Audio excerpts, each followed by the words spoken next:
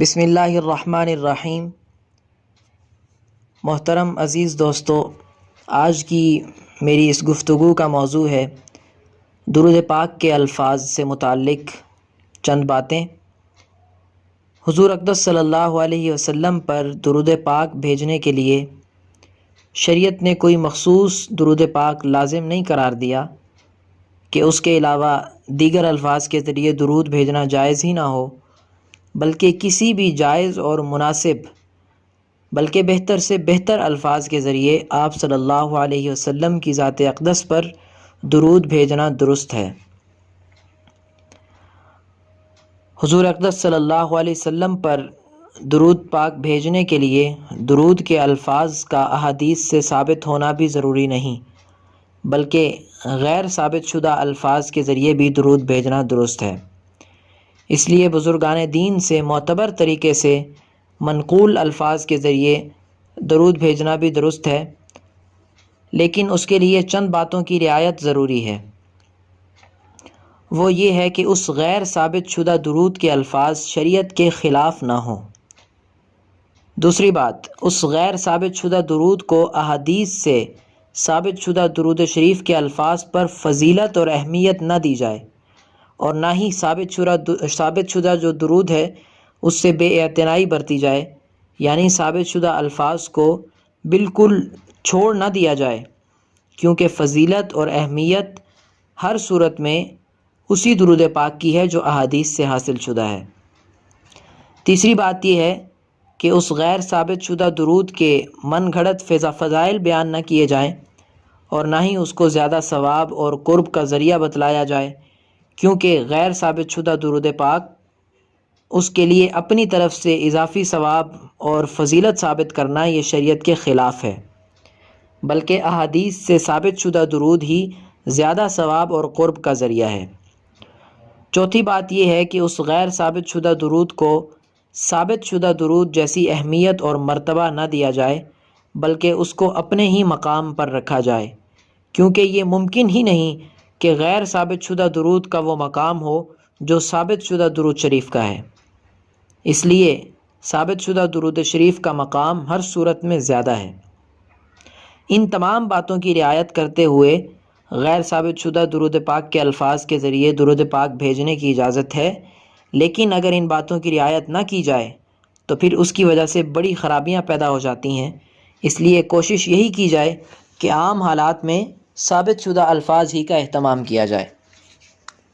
اور دوسری بات یہ ہے کہ درود شریف کے جو الفاظ احادیث سے ثابت ہیں، ان کے فضائل، ان کے فوائد، ان کی برکات، ان کے انوارات، ان کا درجہ اور اہمیت دیگر تمام غیر ثابت درودوں سے زیادہ ہیں۔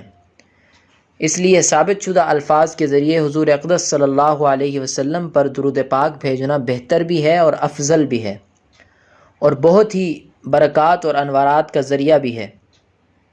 اس سے یہ بات معلوم ہو جاتی ہے کہ جتنی کوشش ہو سکے ثابت شدہ درود پڑھنے کا ہی اہتمام کرنا چاہیے اور اسی کو اہمیت دینی چاہیے۔ اور پھر یہ بات بھی واضح رہے کہ خود حضور اقدس صلی اللہ علیہ وسلم سے بھی درود پاک کے مختلف الفاظ منقول ہیں، ان میں کسی بھی درود پاک کو اختیار کیا جا سکتا ہے۔ البتہ ان ثابت شدہ درود کے الفاظ میں سے سب سے افضل درود درود ابراہیمی ہے، جو کہ نماز میں پڑھا جاتا ہے۔ نماز کے آخری قعدہ میں کوئی بھی درود شریف پڑھ لیا جائے تو سنت ادا ہو جائے گی، لیکن حدیث سے جو درود شریف کے الفاظ ثابت ہیں وہ سب سے افضل اور بہتر ہیں، اس لیے انہی کا اہتمام ہونا چاہیے۔